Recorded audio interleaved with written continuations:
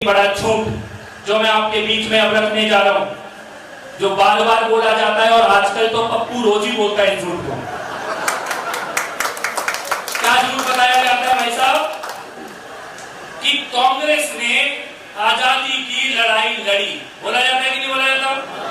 बोलते हैं बात कि कांग्रेस ने आजादी की लड़ाई लड़ी। इससे बड़ा झूठ कुछ नहीं हो सकता, इससे बड़ा झूठ कुछ नहीं हो सकता। कांग्रेस ने आजादी की लड़ाई नहीं लड़ी। कांग्रेस ने आजादी की लड़ाई को कमजोर कैसे किया जाए, इसके लिए अंग्रेजों ने कांग्रेस की स्थापना करी। 1857 के विद्रोह, जिसको अंग्रेजों ने विद्रोह बोला और वीर सावरकर ने स्वाधीनता का पहला संग्राम बोला। 1857 का स्वाधीनता का पहला संग्राम, उसके बाद एक बड़ा आंदोलन इस देश में खड़ा हुआ। उसके बाद अंग्रेजों को यह लगा कि एक ना एक दिन ये भारत में रहने वाले सत्ता छीन लेंगे, स्वाधीनता ले लेंगे, इसको कुंद कैसे किया जाए, और अगर देश को छोड़ना पड़े तो अपने चमचों के, अपने गुलामों के हाथ में कुर्सी कैसे दी जाए, इसके लिए कांग्रेस की स्थापना की। कांग्रेस ने तो आजादी की मांग तक नहीं की थी, होम रूल की मांग करते थे, डोमिनियन स्टेट एक्ट की मांग करते थे। कांग्रेस की इस प्रकार की मांगे हुआ करती थी। और कांग्रेस के अंदर भी जब देशभक्त लोग नेता बनके खड़े हुए, लाला लाजपत राय, बाल गंगाधर तिलक, बिपिन चंद्र पाल, नेताजी सुभाष चंद्र बोस, तब कांग्रेस के अंदर इस प्रकार की साजिश आज नहीं हो रही खाली पहले। आज तो आपने देखा होगा देशभक्त छोड़ छोड़ के आ रहे हैं, छोड़ के आ रहे हैं। ये आज नहीं हो रहा, ये 1920 1915 से हो रहा है। कांग्रेस के अंदर देशभक्तों की जगह तब भी नहीं होती थी, तब उनको बाहर करके अंग्रेजों के गुलामों को कांग्रेस का अध्यक्ष और कांग्रेस का नेता बनाया जाता था। राष्ट्रवादी लोगों को लाला लाजपत राय जी की मृत्यु के बाद किस प्रकार से कांग्रेस में नेहरू खानदान का कब्जा हुआ, ये इतिहास हम सब लोगों को पढ़ने की आवश्यकता है।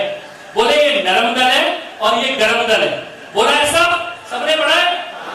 सबने पढ़ा है नरम दल और गरम दल? नरम दल और गरम दल का मतलब पता है आपको? गरम दल वो जो कह रहा था भारत आजाद होना चाहिए, और नरम दल वो जो कह रहा था राज तो अंग्रेजों का चलना चाहिए, लेकिन हमें थोड़ा डिस्काउंट मिलना चाहिए, थोड़ा बहुत अपना काम करने का अधिकार मिलना चाहिए। यानी अंग्रेजों के गुलाम, अंग्रेजों के दोस्त। हमें बताया गया कि पंडित नेहरू सविनय अवज्ञा आंदोलन में जेल गए। क्या था सविनय अवज्ञा आंदोलन? सविनय अवज्ञा यानी कि हाथ जोड़ के आपको अपना बाप मानता हूं, लेकिन ये वाली बात आपकी नहीं मानूंगा। आजादी की तो मांगी नहीं थी, आजादी की तो मांगी नहीं थी। राजा तुम ही हो, सम्राट तुम ही हो, सत्ता तुम्हारी है, बस एक छोटी सी हमारा कानून बना दो, सविनय अवज्ञा, सिविल डिसोबीडियंस। कानून सारे मानेंगे, बस एक छूट दे दो। ये इस प्रकार की भीख मांग रहे थे अंग्रेजों के सामने। और स्वाधीनता पूर्ण स्वराज की मांग कांग्रेस को तब करनी पड़ी जब नेताजी सुभाष चंद्र जैसे लोग सेना बना के दरवाजे पे आके खड़े हो गए थे और उनको पता था कि भारत की आजादी निश्चित है। किसी भी और धर्म के कैलेंडर को देखो तो किसी राजा से शुरू हो, महाराजा से शुरू हो, किसी धर्म के संस्थापक से शुरू हो। हमारा शुरू होता है उस दिन से जब ब्रह्मा जी ने सृष्टि की रचना की थी, उसकी कैलकुलेशन करके नववर्ष की शुरुआत की जाती है। तो हमारा तो सनातन राष्ट्र है। और जब संकट आता है तो इसी भूमि से छत्रपति शिवाजी महाराज पैदा हुए। उसके बाद जब ऐसा लगा कि इस देश में तुष्टीकरण के नाम पर, स्वाधीनता से भी पहले तुष्टीकरण के नाम पर राजनीति जब आत्मसमर्पण कर रही थी, तब इसी महाराष्ट्र की भूमि से डॉक्टर हेडगेवार पैदा हुए। और आज संस्कृति के वैभव को हम देख रहे हैं, जो उठता हुआ भारत हम देख रहे हैं, जो परम वैभव की संभावनाएं सामने दिखाई दे रही हैं, वो अगर किसी एक व्यक्ति के द्वारा बनाए हुए संगठन के कारण आज की संभावनाएं दिख रही हैं, तो वो डॉक्टर हेडगेवार जी के द्वारा बनाए संगठन के कारण। वरना काल के कुचक्र में पिछले 70 सालों में जिस प्रकार की सत्ताएं भारत ने देखी हैं, अगर हेडगेवार जी के द्वारा बनाया हुआ राष्ट्रीय स्वयंसेवक संघ नहीं होता तो न जाने कितने विभाजन भारत ने पिछले 70 सालों में देख लिए होते। और आज उनकी संतानें कुछ भी कर रही हो, लेकिन कश्मीरी पंडितों के ऊपर भी जब संकट आया तो इसी महाराष्ट्र की भूमि की धर्मनिष्ठ संतान बाला साहब ठाकरे ने देश में सबसे पहले उनको गले लगाने का काम किया।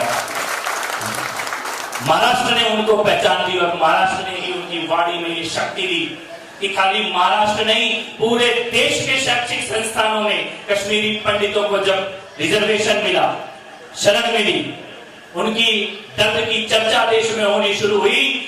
संकट कश्मीर में आया था, लेकिन शरण देने वाला व्यक्ति इसी महाराष्ट्र की भूमि में मिला उन लोगों को। तो आज हम इसी प्रकार के कुचक्रों के बारे में भी चर्चा करेंगे।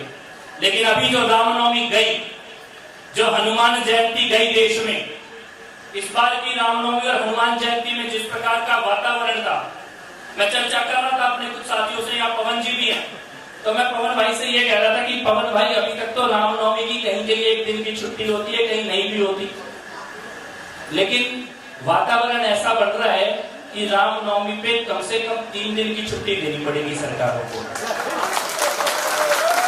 ये ताली बजाने की बात नहीं है, 3 दिन की छुट्टी इसलिए देनी पड़ेगी कि एक दिन त्योहार मनाएंगे और 3 दिन जाके मरम पट्टी कराएंगे,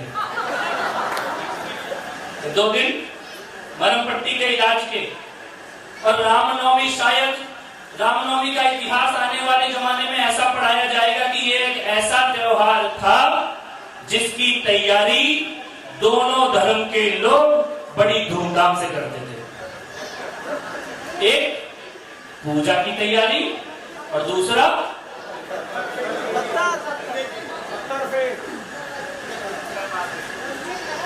कहां से आ रहे, कहां से इकट्ठे हो रहे हैं पत्थर, कैसे इकट्ठे हो रहे हैं। किसी ने मेरे को अभी ममता बनर्जी ने बोला, क्या बोला, मुस्लिम इलाकों से रामनवमी की यात्रा निकलेगी तो दंगा तो हो गई।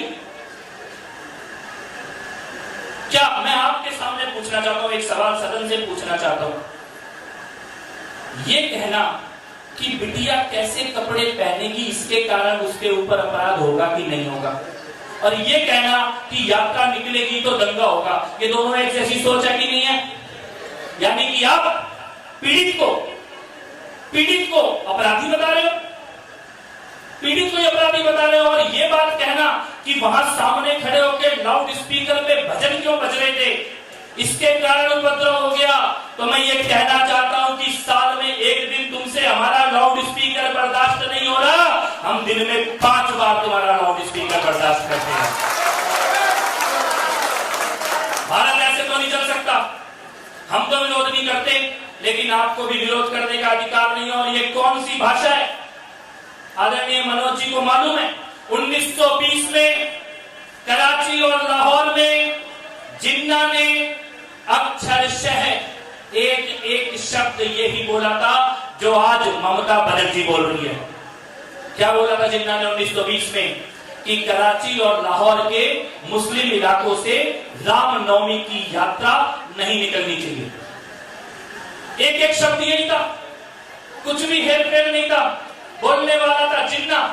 आज से 100 साल पहले 1920 में कराची और लाहौर में मुस्लिम इलाकों से रामनवमी की यात्रा नहीं निकलनी चाहिए। जहां पर इन्होंने रामनवमी की यात्रा पर बैन लगाया, 25 साल के अंदर वहीं पर ही पाकिस्तान बना के खड़ा कर दिया।